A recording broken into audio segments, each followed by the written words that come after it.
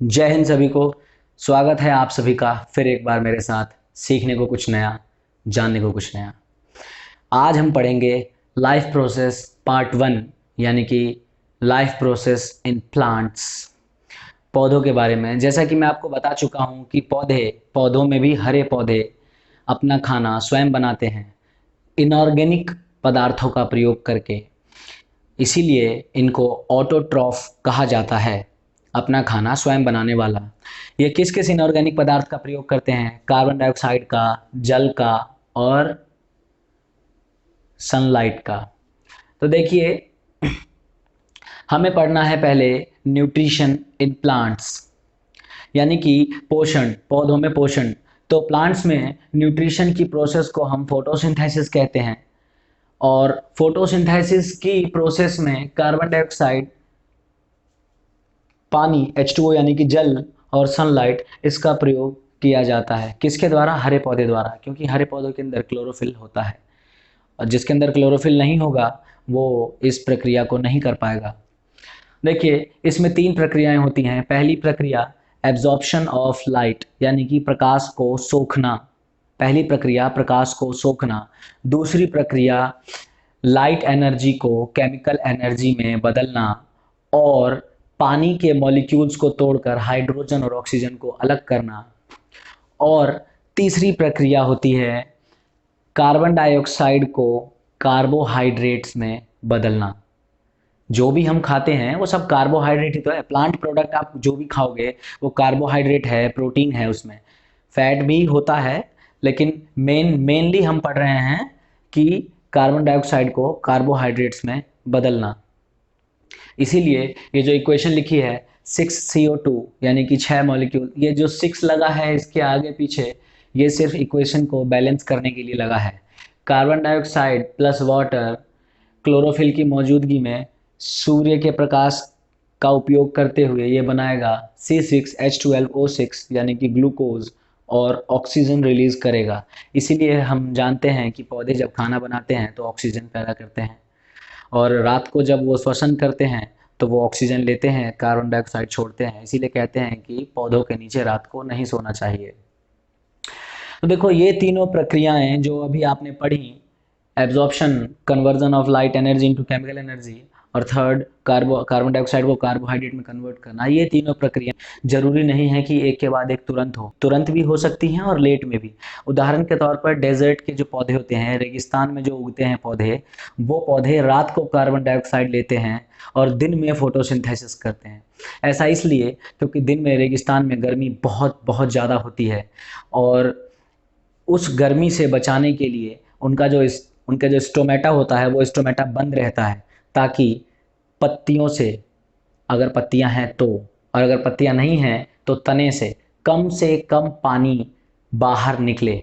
आपको पता है ना, पत्तियां या पौधे भाप के रूप में पानी निकालते हैं, जिसको हम बोलते हैं ट्रांसपिरेशन, वाष्पीकरण।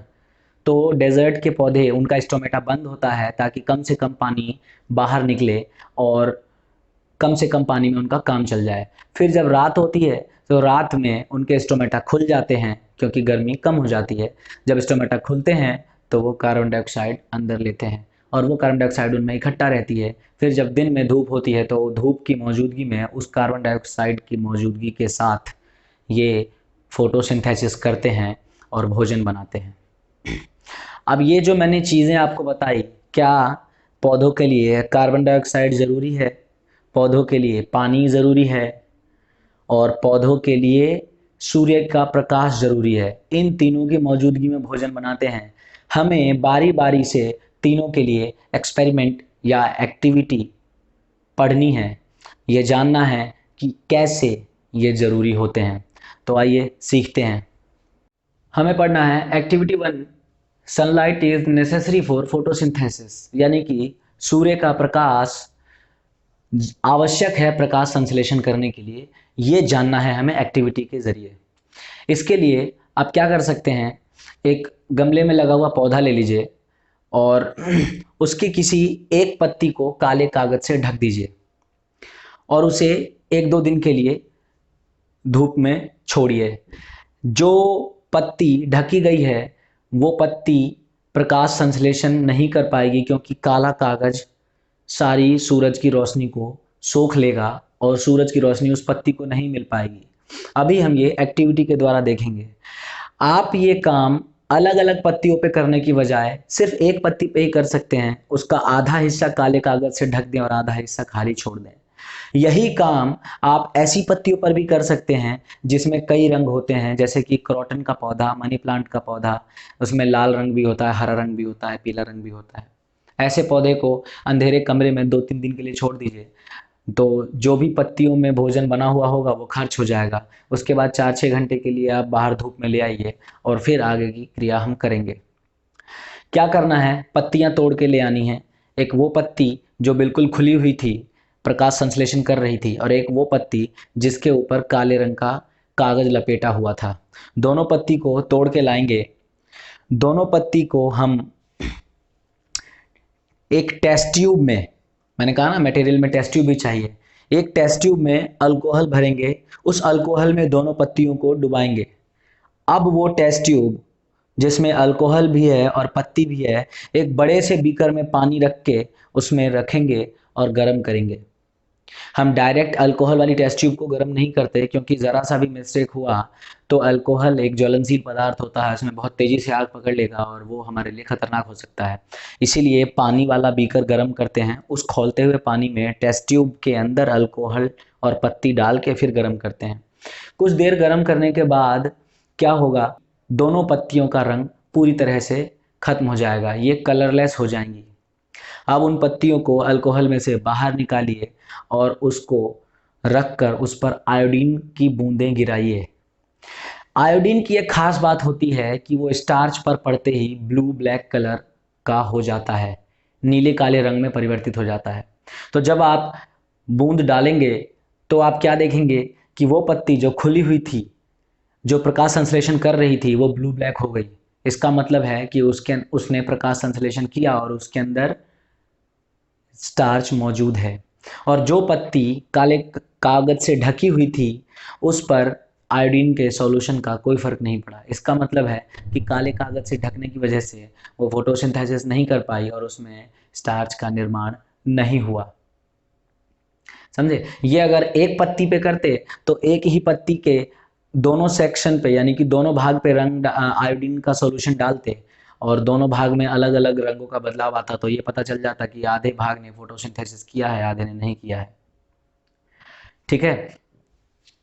दूसरी activity, CO2 is necessary for plants, यानी कि कार्बन डाइऑक्साइड आवश्यक है प्लांट्स के लिए फोटोसिंथेसिस के लिए।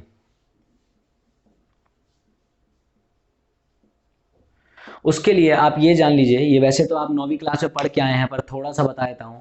ये स्टोमेटा बना रखा है मैंने। स्टोमेटा पत्तियों के नीचे होता है, छोटे छोटे छोटे छोटे छेद, जिनकी मदद से हवा और पानी अंदर बाहर होते हैं। हवा अंदर बाहर होती है, पानी सिर्फ बाहर होता है।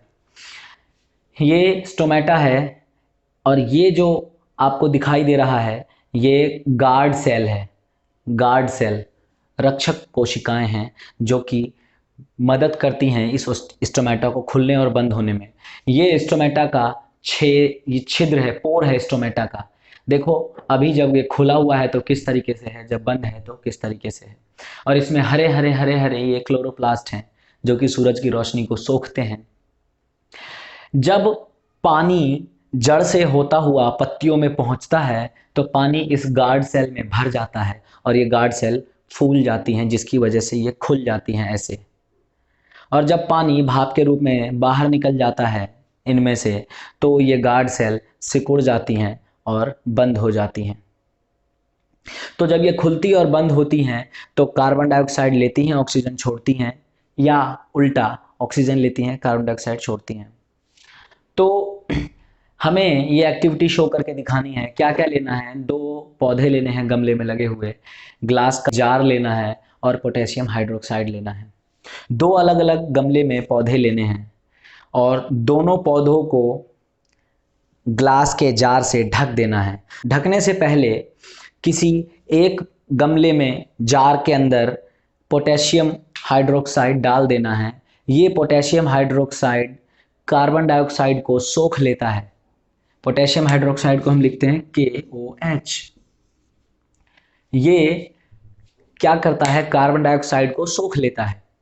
अब दोनों को हमने जार से ढक दिया, बाहर से ना हवा अंदर जा रही है ना अंदर से बाहर।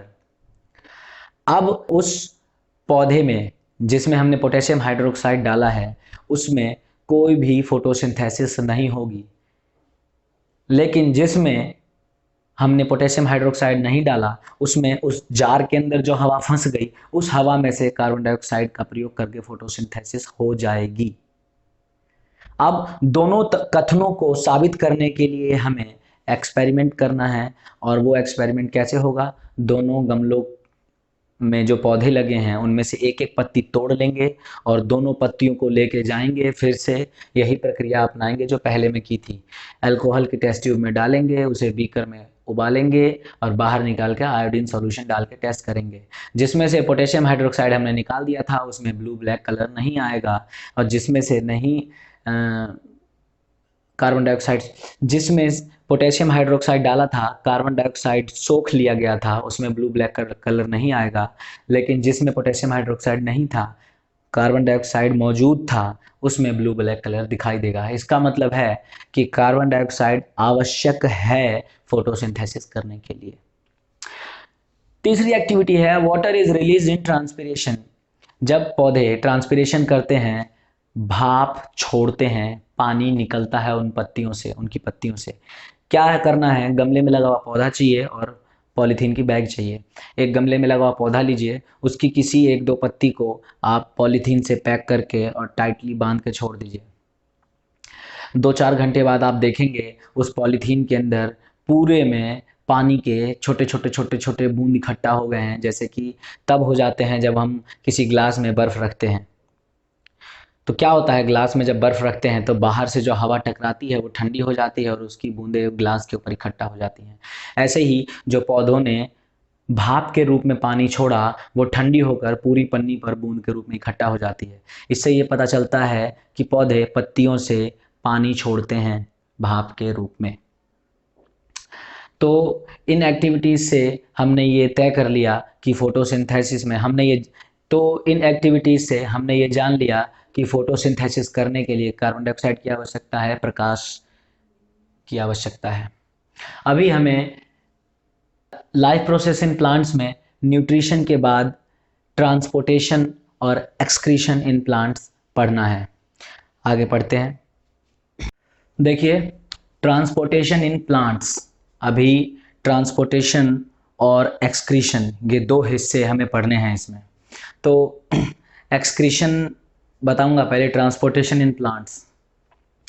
देखो, पौधों में ट्रांसपोर्टेशन दो चीज़ों का होता है, जल और फल। फल मतलब फूड, वो मैं याद करने के लिए ऐसे बोल देता हूँ, जल और भोजन।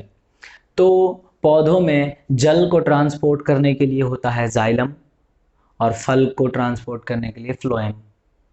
फल का मतलब भोजन, याद रखना, वो याद करने के लिए मैं ऐसा बोलता हूँ। जल के लिए जाइलम और फल यानी भोजन के लिए फ्लोएम। तो ये जाइलम और फ्लोएम है, ये अपने आप में एक बहुत ही जटिल संरचना है जो कई छोटी छोटी कोशिकाओं से, मतलब कई अलग अलग प्रकार की कोशिकाओं से मिलकर बनी होती हैं, सेल से मिलकर बनी होती हैं, और इनका अपना कार्य पानी और भोजन को एक जगह से दूसरी जगह पहुंचाना होता है। प्लांट्स को CO2 यानी कार्बन डाइऑक्साइड और H2O के अलावा भी और बहुत सारे मिनरल्स की आवश्यकता होती है, जैसे कि नाइट्रोजन हो गया, फॉस्फोरस हो गया, पोटेशियम हो गया, मैग्नीशियम हो गया। अब ये सब मिनरल प्राप्त करने के लिए मिट्टी सबसे अच्छा स्रोत होती है। तो और पौधे मिट्टी में उगे हुए होते हैं, तो पौधों की जड़ें पानी के साथ साथ मिट्टी में से उन खनिज पदार्थों को भी सोख लेती हैं और उसे ट्रांसपोर्ट करते हुए पौधों के दूसरे हिस्सों तक पहुंचा देती हैं। लेकिन ये प्रक्रिया होती कैसे है? जैसे ही मैंने अभी आपको बताया थोड़ी देर पहले कि पत्तियों में स्टोमेटा होता है, स्टोमेटा के खुलने पर उसमें से भाप के रूप में पानी निकलता है। तो जैसे ही वाष्प के रूप में पानी पत्तियों से बाहर निकलता है, पत्तियों में से पानी खाली हो जाता है। तो जब पत्तियों में से पानी खाली हो जाता है तो वहाँ पर लो प्रेशर एरिया बन जाता है, कम दबाव वाला। क्षेत्र हो जाता है वो। तो एक जगह लो प्रेशर एरिया हो गया तो ऑटोमेटिक पानी हाई प्रेशर एरिया यानी कि ज़मीन से लो प्रेशर एरिया की तरफ खींचने लगता है। ऑटोमेटिकली पानी जड़ में सोख लिया जाता है और वो फिर ऊपर पत्तियों तक पहुंचता है। अब इस प्रक्रिया में जहाँ जहाँ ज़रूरत होती है वहाँ वहाँ जो पानी में मौजूद मिनरल्स हैं वो उपयोग में लाए जाते हैं। इसके साथ ही जब फोटोसिंथेसिस होता है तो फोटोसिंथेसिस द्वारा बनाए गए सॉल्युबल प्रोडक्ट यानी कि घुलनशील पदार्थों को क्या करता है, फ्लोएम पौधे के एक भाग से दूसरे भाग तक पहुंचाता है। मतलब जड़ से पत्ती तक, तने तक। अगर जड़ में खाना बना है तो कुछ ऐसे पौधे होते हैं तो जड़ से भी खाना बनाते हैं। अगर पत्तियों में बना है तो पत्ती से तने तक, जड़ तक, और अगर तने में बना है तो तने से बाकी हिस्सों तक खाना पहुंचाया जाता है, भोजन पहुंचाया जाता है। और इस भोजन पहुंचाने की प्रक्रिया को बोलते हैं ट्रांसलोकेशन, ट्रांसलोकेशन ऑफ फूड। तो इस प्रक्रिया में कोशिकाओं में से एनर्जी खर्च होती है। देखो जाइलम में क्या हुआ, जाइलम पानी कैसे खींच रहा है, भाप के रूप में पानी निकला तो प्रेशर बन गया, अपने आप पानी खींच गया। लेकिन भोजन को ट्रांसपोर्ट करने में क्या होता है, एनर्जी खर्च होती है। कोशिकाओं में से एटीपी के रूप में एनर्जी खर्च होती है, सेल में से एटीपी के रूप में एनर्जी खर्च होती है। और जब एनर्जी खर्च होती है तो सेल के अंदर ऑस्मोटिक प्रेशर बढ़ जाता है। अब जब सेल के अंदर ऑस्मोटिक प्रेशर बढ़ता है तो पानी अपने आप उस सेल में खिंच जाता है और वो सेल फूल जाता है। जैसे कि आप उदाहरण के तौर पर देख सकते हो, किशमिश ले लो, किशमिश को पानी में छोड़ दो, मीठे पानी में, या जब खीर बनाते हैं उसमें किशमिश डाल देते हैं, आप देखते हो खीर में उबल के किशमिश फूल के मोटे हो जाते हैं बिल्कुल। वो ऑस्मोटिक प्रेशर की वजह से होता है। तो क्या होता है, ऑस्मोटिक प्रेशर बढ़ने की वजह से पानी सेल के अंदर खिंच जाता है, सेल फूल जाता है। अब जो सेल फूल गया है उसमें तो पानी चला गया, लेकिन जिस जगह लो प्रेशर एरिया है, जिन कोशिकाओं में लो प्रेशर एरिया है, यानी कि जिन कोशिकाओं में लो ऑस्मोटिक प्रेशर है, उसमें फ्लोएम खाना पहुंचा देता है, क्योंकि उसमें पानी नहीं है। हाई ऑस्मोटिक प्रेशर वाले में पानी भर गया है, लो ऑस्मोटिक प्रेशर वाले में खाना पहुंचा देगा फ्लोएम। ये प्रक्रिया होती है और ये प्रक्रिया आवश्यकता अनुसार होती है। अगर जैसे कि बसंत के महीने में जो जड़ में और पत्तियों में भोजन मौजूद होता है, वो भोजन फ्लोएम ट्रांसपोर्ट करके कहाँ पहुँचा देता है, उन कलियों में, जो कलियाँ अब खिल रही हैं, या फिर जो पौधे का वो हिस्सा जो अब नए नए पत्तियों को कोपल को विकसित कर रहा है, उस एरिया में ज़्यादा भोजन की ज़रूरत है, ज़्यादा ऊर्जा की ज़रूरत है, तो वहाँ पर ज़्यादा पहुँचा देता है। इस तरीके से पौधे में जल का और भोजन दोनों का ट्रांसपोर्ट होता है। और रही बात एक्सक्रीशन की, तो उत्सर्जन की, तो पौधे उत्सर्जन किस किस चीज़ का करते हैं। पौधे जब फोटोसिंथेसिस करते हैं तो कार्बन डाइऑक्साइड लेकर ऑक्सीजन को उत्सर्जित करते हैं, और रात में जब श्वसन करते हैं, सांस लेते हैं, तब वो ऑक्सीजन लेकर कार्बन डाइऑक्साइड उत्सर्जित करते हैं। उत्सर्जन का मतलब शरीर से वेस्ट बाहर निकालना। और भी कई तरीके हैं। ये जो अभी मैंने आपको ट्रांसपीरेशन बताया, जिसमें पौधे भाप निकालते हैं पत्तियों से बाहर, वो ट्रांसपीरेशन प्रोसेस भी एक तरीके का उत्सर्जन है। क्योंकि जब पत्तियों में खाने बनने की प्रक्रिया होती है, कुछ ना कुछ वेस्ट पदार्थ पैदा होता है, तो पानी भी वो दूषित हो जाता है, वो बेकार हो जाता है, उस पानी को पत्तियां बाहर निकाल देती हैं, उत्सर्जन है। और भी बहुत सारा आपने देखा होगा, कभी किसी पौधे में गोंद गोंद सा निकल आता है, वो क्या है, उनका वेस्ट पदार्थ है। गोंद जो हम यूज करते हैं, वो गोंद क्या होता है, पौधों द्वारा उत्सर्जित वेस्ट पदार्थ होता है। तो वेस्ट पदार्थ को पौधे पत्तियों से भाप के रूप में निकाल देते हैं, या फिर कार्बन डाइऑक्साइड के रूप में, या ऑक्सीजन के रूप में, अलग अलग समय पर अलग अलग, या फिर अपने तने में किसी न किसी वे गोंद या और किसी प्रकार के चिपचिपे पदार्थ के रूप में बाहर निकाल देते हैं। तो इस तरीके से पौधों के अंदर सारी लाइफ प्रोसेस आपने पढ़ ली कि कैसे पौधे भोजन तैयार करते हैं, इनऑर्गेनिक पदार्थ का यूज़ करके ऑर्गेनिक पदार्थ बनाते हैं, कैसे पौधे ट्रांसपोर्टेशन करते हैं और एक्सक्रीशन करते हैं। उम्मीद करता हूँ आपको इतना हिस्सा समझ में आ गया होगा, और आप मेरे अगली वीडियो को देखेंगे, उसमें मैं लाइफ प्रोसेस पार्ट 2 बनाऊंगा, जिसमें पूरी तरह से एनिमल्स यानी कि ह्यूमन बॉडी, मेनली 10th में ह्यूमन बॉडी है, पूरा एक्सप्लेनेशन होगा कि किस तरीके से सारे प्रोसेस ह्यूमन बॉडी में कंप्लीट होते हैं। वो और ज़्यादा कम्प्लेक्स होगा, क्योंकि मैंने आपको बताया है कि वो 10th के अलावा 11th 12th या कॉम्पिटिटिव एग्ज़ाम तैयारी करने वालों के भी काम आएगा। तो जुड़े रहिए मेरे साथ और सीखते रहिए, इंतज़ार करिए मेरी नेक्स्ट वीडियो का। तब तक के लिए जय हिंद।